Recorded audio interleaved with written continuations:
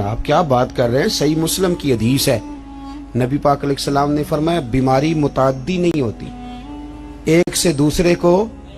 ایک شخص نے عرض کیا تھا یا رسول اللہ یہ میرے اونٹ کو خارش پڑ گئی ہے اس اونٹ کی وجہ سے، اس کو خارش تھی، یہ اس کے پاس گیا تو اسے بھی پڑ گئی۔ کیا سادہ جواب ہے اور کیا انداز تکلم ہے! تیرے آگے ہیں یوں دبے لچے فصحاء عرب کے بڑے بڑے، کوئی جان منہ میں زبان نہیں بلکہ جسم میں جان نہیں۔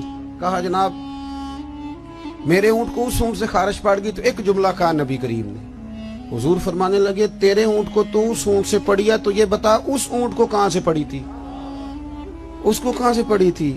اور اس کرنے لگی حضور وہ تو قدرتی معاملہ ہے۔ فرمایا یہ بھی قدرتی معاملہ ہے، تو فرمایا وہ بھی قدرتی ہے۔ اعلیٰ حضرت جلدی نہیں مانتے تھے۔ آپ کے سارے سائنسدان کہتے ہیں زمین گھومتی ہے، اور ہمارے بچوں کا تو بیچاروں کا دماغ گھومنے لگا جب سے یہ پڑھنے لگ گئے۔ زمین اتنی موٹی کتاب لکھی اعلیٰ حضرت نے، زمین ساکن ہے نہیں گھومتی۔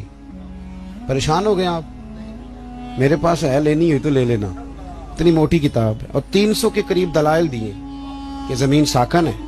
اعلیٰ حضرت فرماتے ہیں جب نبی پاک علیہ السلام نے فرما دیا کہ جب رب نے زمین کو پیدا کیا تو کانپنے لگی، تو رب کریم نے اس میں پہاڑ میخیں بنا کے قلعے بنا کے لگا دیے تو یہ ٹھہر گئی۔ فرماتے ہیں جب میرے نبی کی زبان سے نکل گیا ٹھہر گئی، تو سارے سائنسدان بھی کہیں تو ہم ماننے کو تیار نہیں، ہم کیسے مان جائیں؟ حضور نے کہہ دیا ٹھہر گئی تو لہذا ٹھہر گئی، اور اعلیٰ حضرت نے اس پر 300 کے قریب دلائل دی۔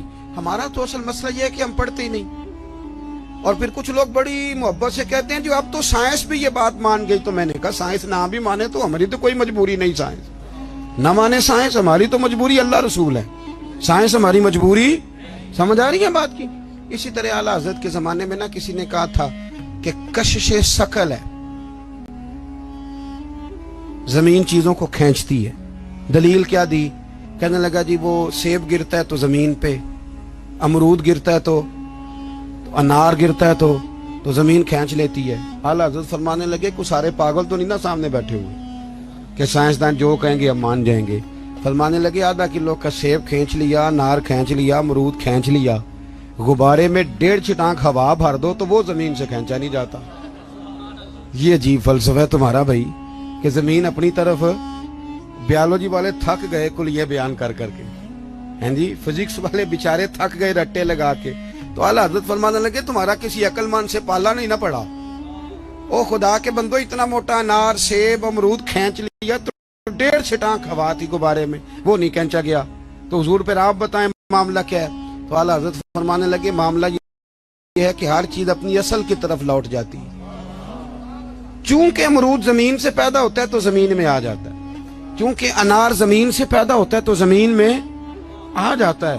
فرمانے لگے ہوا کی اصل اوپر ہے، جب غبارے میں ہوا پڑتے ہیں تو ہوا اس کو اوپر لے جاتی ہے، اور جب ہوا نکل جاتی ہے تو غبارہ نیچے آ جاتا ہے۔ تو فرمایا کشش سے شکل نہیں، ہر چیز اپنی اصل کی طرف لوٹتی۔